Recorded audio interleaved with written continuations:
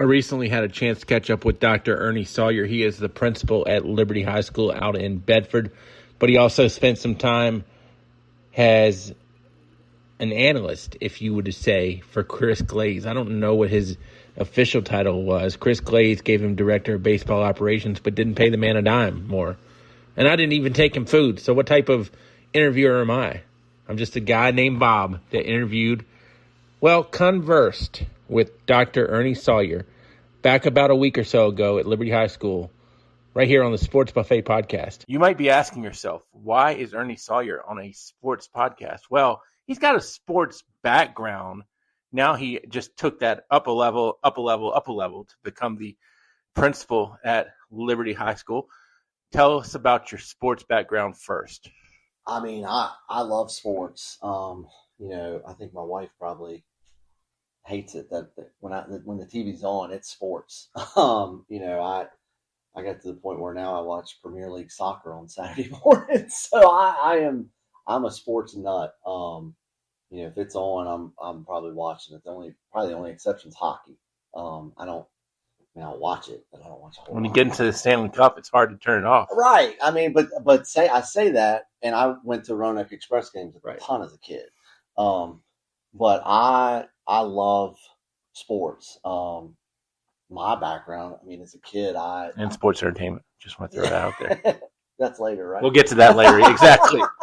No, I grew up, like not every, but most, boy in America playing baseball. I played t-ball, in Lynchburg City.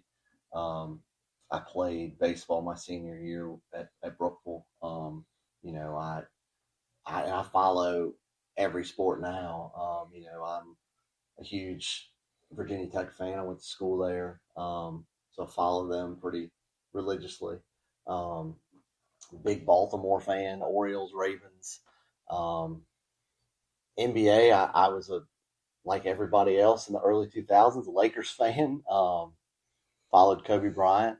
Had a good friend of mine. We were both Lakers fans. And when the two-headed monster of Kobe and Shaq split, he went with Shaq. I stayed with Kobe. And then hockey, like I said, Roanoke Express in Roanoke. And I'm a sports nut. I try to, if there's a good game on, SEC football, I might not like either team or follow either team, but if it's a good game, I'm watching it. And then when I taught at Brookville, I coached baseball, but I also, I helped Jeff Woody a few years, his last couple of years at Brookville, keeping numbers, right. Just being on the sideline, with his crew. And then the first year John Meeks was there. And then I helped Scott Jester with his books when he was coaching the boys team at Brookville. So if I can be involved in some way, I don't know the game of football, I know the game of basketball. And I think I looked at Glaize at one point when it was him, Gene Yost, and Brandon Inge in the dugout, and I said, what can I contribute to this knowledge base? And it was the operations piece, the numbers. And so if I can find a way to make an impact on it, I did. I hope things worked out for that Inge guy. Yeah, he did okay. going into the Brookville Hall of Fame as well. Yeah, right. He did okay. So no complaints there, right? When we look at what did you learn being, like you said, you were, I don't want to say overwhelmed, but there's Yost, there's Glaize, there's Inge, maybe know more about baseball than you do. A little more experience. Where did you feel like you did help? Well, I'll never forget. Glaize looked at me one day and he said, "I'm giving you a promotion." I said, "What's that?" What are you talking about? He said, "You're going to be the director of baseball operations at Brookville High School." I said, "Okay, what does that entail?" He says, "It's not a pay increase." I said, "Okay, I get that. It's education, it's coaching and education, and no money, right?" But no, it was the operations. So I helped run and schedule our middle school team. I helped, like I said, I kept stats and kept numbers. So when, he needed to know somebody's batting average or how things were looking, I could provide him with that. I was the guy who called Dennis Carter after games. It was sports desk. This is Dennis, right? And I would make those calls, and we would talk at 10:30, 11 o'clock on a Wednesday night after a Seminole District baseball game. So I took care of that piece for Glaize, and then when we went to district meetings, I was right there with him and could say, "Hey, point this out." And I'll never forget in 2012, his first year, we were he can tell you this too. We were 8-6. We had just played Amherst on a Friday night, going to Cave Spring on Saturday, and we made the decision. It was me and Tyler Coleman, who passed away a couple of years ago. Right. But the two of us were, kind of number crunching a little bit, and we saw that Gunnar Saunders was hitting like 160, but he had an on-base percentage of 520. He was getting hit. He was getting walked. And so we moneyballed Glaize and said, we got to get this guy at the top of the order. He's getting on base. We got to put him in there. Your analytics before analytics is analytics. Right, okay. Exactly. So we moved Gunnar to the top of the order. Next thing you know, we won 12 straight. And we went to Radford and played Powhatan for the state championship. So, that was where I found my impact, was outside the lines, outside the first and third base lines. Where can I see an impact? I'm going to give you another area of impact that I think you did. I hope you're in the building at that point. Yeah. Okay. That's an impact because Yost, I'm assuming, is he in the building or no? No, Gene was not. I think he was. So Gene's private sector. Yes. I don't think Inge had a reason to be in the building at all. No. Now I know Glaize is in the building. Yeah, he was PE. It was me and him. That was the thing we kind of hit on when we were coaching, was me and him were in the building. And that was the focus point. He was downstairs in PE and I was upstairs in math. We would tell kids all the time, there's 3 classrooms on campus you don't want to mess up in. And, the obvious answer was, Coach Glaize and Coach Sawyer. Okay, there's one more. And they were like, well, what's the one more? And you'd always have the one kid in the very back of the group say, Mrs. Sawyer. Because my wife taught there too. And I was like, bingo, there's the 3. Don't mess up in any of those, because it'll get right back to one of us and we'll have to address it. But being in the building was huge. And, as a school administrator now. Right. We'll bounce around. So keep going. Yeah, school administrator now,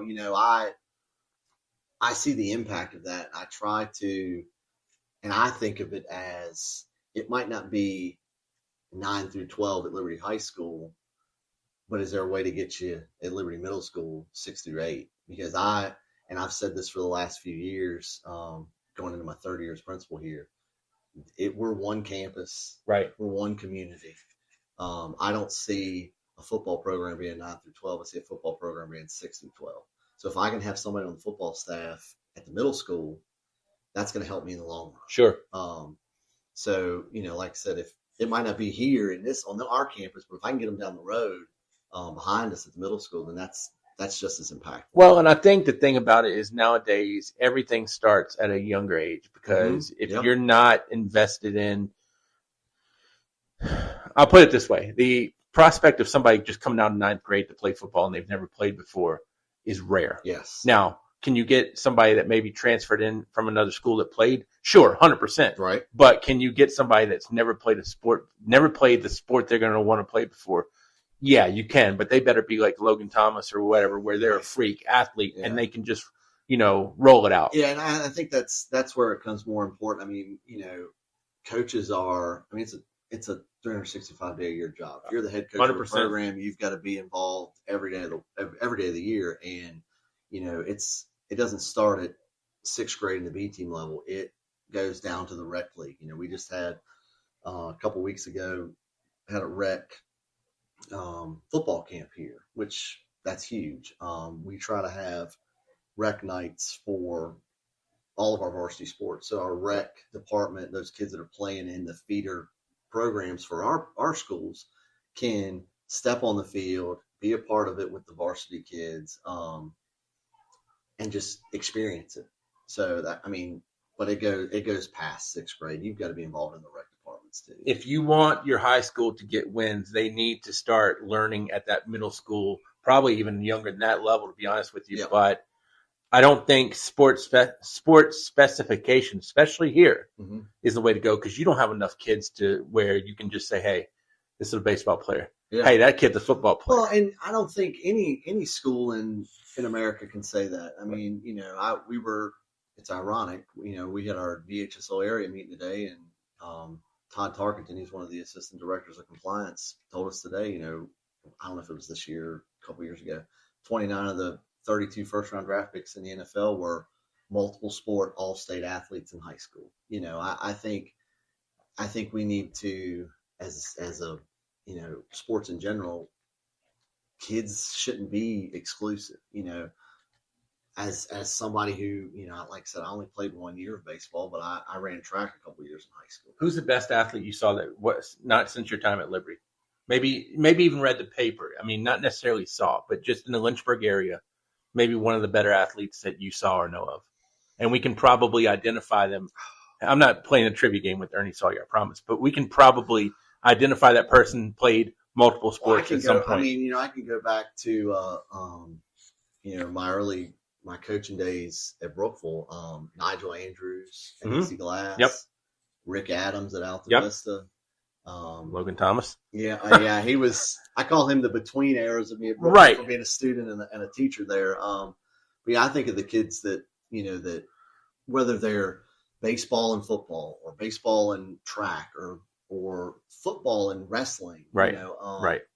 And we've had some kids come through here, and it's okay, you play this sport. Have you thought about this one? We actually had this past year. A lot of our boys basketball players went out for track in the spring. And I think that was huge for them. The quick steps, the launches. I think it's vital. And all these sports overlap to some extent. So you've got to be a multi-sport athlete. If I had to do my high school life over again, I would have done track, just because I think it's such a great conditioner. Yeah. It's a good team builder. If you don't feel like a, part of the team per se. That's and right. That brings me to my next topic, mental health. When you were at Brookville, starting maybe to be a big deal, but probably not the big deal that it is now. Mm-hmm. How have you seen from an athletic standpoint that I don't feel like I'm part of a team? I'm going to go sit in the corner and not maybe come out for a team type thing, but you could be a part of the team. You know what I'm saying? That's right. Well, first, before I start mentioning that, shout out to my wife. She's a school counselor working on her LPC. So mental health is a constant conversation in our house, just because that's our profession. Define it real quick in terms of how would Ernie Sawyer define it? Not Webster, but how would Ernie Sawyer define mental health? I think it's awareness and wellness of the brain. You've got to there's got to be some connection. I truly believe in our school, we try to make connections with every kid. I joke all the time here, because it's good and bad sometimes, small school problems. We know every kid, which is a good thing. We know every family, which is a good thing. But sometimes it can be a detriment, because you know too much sometimes, right? But I think it's awareness and health of the brain. You've got to be connected. I think we're starting to see some impact from no cell phones during school day, where kids are starting to have to talk to each other. Right. We're kind of turning back the clocks a little bit. But I think that's huge. You've got to be able to connect with people. Of course, you can sit behind a screen and connect with people, but they're not in front of you. Right. It's that different emotional, physical connection that you're having with somebody in the room. It's a good thing kids knew how to use that screen for when COVID came, by the way. Oh, well, and I think COVID if you look at education before COVID and now, it's a complete 180. I joke with people all the time. We used to beg teachers to do technology. Now that it's almost like it's too much. Right. So we've got to tone it back a little bit. But, those kids before COVID, and now it's a reliance on the screen. I was at the middle school for 4 years as assistant principal before I got up here, and I forget, it was me and the school counselors and maybe somebody else in the room. Everybody's like, why is this class so dysregulated? And it dawned on me. I said, well, they were born the year of the iPhone. Yeah. So they know nothing before that, which is crazy.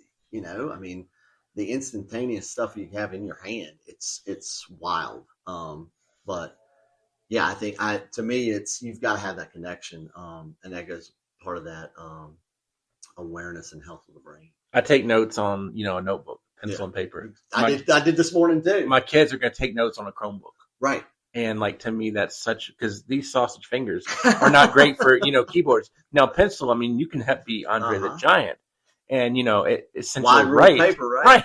But I mean, in terms of typing, it can be frustrating because what if Dr. Sawyer said the cat is red and I type something and it comes out the sat is red or something. I didn't mean sat, I meant cat. And now I got to go back and fix it. Well, and I think, and that's for me too. I mean, I look for simplicities of the job. Of course, if I can have my notebook and a pen and I'm sitting at my desk, great, awesome. I can take notes on that.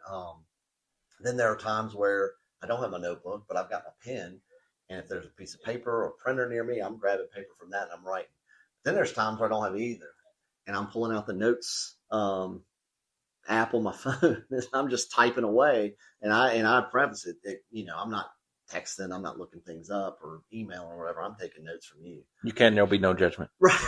Well, I like to tell people now, I don't want to be, one-on-one with a parent like we are. And, I pull my phone out. I'm like, hey, I don't have anything to write with. I'm paying attention. I'm not, I'm taking notes as you talk. Yeah, so exactly. Take no offense, but I'm like you, I like to write it down. Right. And I'm trying to get, because I feel more connection to understanding and remembering things when I write things down. You have to evolve in your job. I don't have to evolve because I'm not dealing with, a number of kids every day. Right. You do, and you have to learn I'm not saying you got to learn their favorite songs and whatnot. No, but I need to know the trends and I need to know the social media apps they use. I don't need to use them myself, but I need to know, I need to know that Snapchat messages disappear. Yes. And it sends a notification if you screenshot it. So I have to be creative in getting that if I'm looking into something like that. But I don't need to use that stuff on a daily basis. Right. I just have to, I tell people that all the time, as principal, my goal is not to know every detail of everything. That's why I have assistant principals. We split the school in half. That's where they get in the weeds. And I need to know enough to be able to support them and make decisions. I see something on the wall that says University of Lynchburg. I hope that's a doctorate. Yeah, well, it's ironic. I see three of them back there. I've got a degree from the same place in two different names. Right. I got a master's from Lynchburg College and a doctorate from the University of Lynchburg. So did athletics help in terms of athletics teaches discipline? I would think you have to be disciplined to get a doctorate. Yes. Do they tie in a little bit? Oh, yeah. It helps, when they tell you there's certain things you don't do when you're getting a doctorate. You don't move, you don't change jobs, and you don't, make a significant personal relationship decision, right? Stay married. Have a kid or get married or get divorced, right? I did two of the three. I changed jobs and I moved. And we did a lot because I started it in 2019 and then COVID happened. Right. So we went from fully in person to fully online to hybrid to, I defended a lot of people that go through that program, they're going in person to defend their dissertation. I did mine through Google Meet. What was your dissertation? I did, student-teacher relationships, as perceived by the principal. If it had been retention of long employees and something or another, I know Dr. Crawford and Dr. Shields, both did theirs on the same thing. And I'm like, if the third principal I talked to did something like that, I'm out. I think that my dissertation just went in with what my practices are. I see true value in relationships. And I based my dissertation around the definition of trust. Right. That you have to trust people and what does trust look like. And I got the demographics of schools. I interviewed high school principals because that's where I was working at the time. Right. I was working in a high school, so let's just stay here. I interviewed high school principals, got the demographics of those high schools, and then got their understanding of what they do to build those relationships. And I gave them that definition of trust that I used and how does this apply to your school? And coaching, you've got to be relational. You have to. Got to. I mean, you have to, right? Kids aren't going to play for you and they're not going to do what you ask them to do if you don't have that relationship with them. And it's nice when, they're walking the hallways and, they come see you, right? Outside of Liberty, who is a coach that you saw that was really good relationally? Preferably nobody that's been employed here either. I mean, the first one offhand is Chris Glaize. Okay. Because you're with him for the longest amount of time too. And me and Glaize can tell you some war stories. We were in the trenches together for 4 years. And Glaize is not a young man. No, and he's got enough kids though to where he can stick. I think with the trends. I think of me and Glaize as growing up together, right? And, he got it. That was his first years as head coach of Brookville High School, and then that's 14 years ago. Because Coach White was there for 30 ever. Yeah. And he grew up as a head coach at Brookville. I grew up just generally. I mean, I'm in my 20s, right? Single when I started teaching. So I had nothing tying me down. Right. So Glaize relationally, one of my coaches two of my coaches back in high school, of course I played for Jim White, but Tom Cole, was the assistant when I was in high school, and then he ended up being assistant principal when I came back and ended up being principal. I'll never forget, Glaize and I were in Sumter, South Carolina for American Legion. The regional tournament. We had won the state. We were down. What is American Legion? Yeah, I mean, people don't. That's yeah. It's a dodo. I mean, we've gone the way. We played for Post 16. Yep.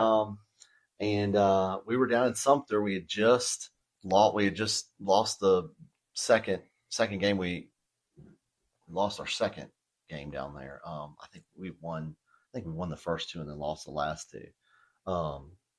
But anyways, we were down there cleaning up, getting ready to get back on the charter bus back to Lynchburg. And, Tom Cole had just been named the principal. So, for me, Tom is, he's the one who told me to go get my master's degree when I was teaching at Brookville. And, I see him every once in a while, and we chat for a little bit. What does relational mean to you? I should have asked that to start. I mean, it goes back to connections, right? Yeah, I agree. And I don't, to me, it's not, I don't need to know every detail about your life, but I need to know enough to have a conversation with you. Right. I tell our people here, it means a lot when you go out for a game, or you go to a play, or you go see a kid outside of the classroom. Sure. And, you can compliment them on how they did, or they see you in the crowd. Yeah. And I think the thing is, you've got to learn how to be relational with multiple people. You can't just be relational with one. Yes. 'Cause I don't think that makes you relational. That makes you a good friend. Well, the more you can be relational with people, Sure. the higher, to me, the higher you can get in education, right? How many people do you have a staff in the office just to care? You don't have to name them all, but I mean, like, let's say 12.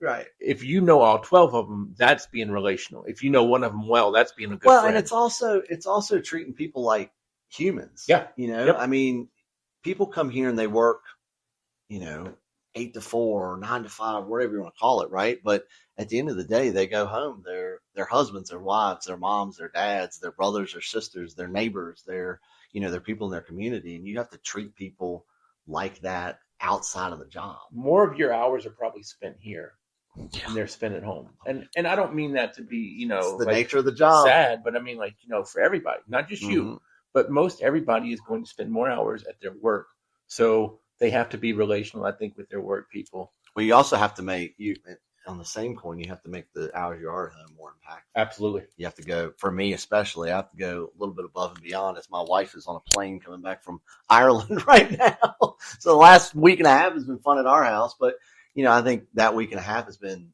awesome. I got a 10-year-old and a 7-year-old. Been a lot of pizza at the Sawyer house. We only ordered it twice.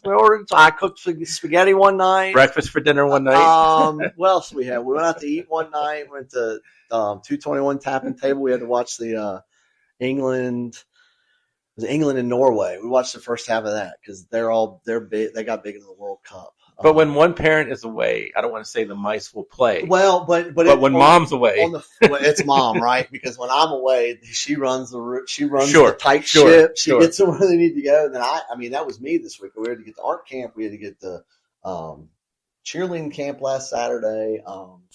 We went somewhere last week, and then my youngest, who hasn't done a camp, she's been here ruling the roost, telling everybody how to do their job, and she's running around calling people on phones, making sure they're doing their jobs. I don't think she's on staff yet either. No, she's not. She's not. But she could be. I think one of the office ladies tried to give her to the construction guys running the site down there, and I said she probably worked circles around some of those guys down there, but he'd probably take her. But no, I mean, but it's when one parent's away, but it's also We were talking about relationality and yes, Ernie Sawyer's parenting technique. Everybody looking for me. Yes.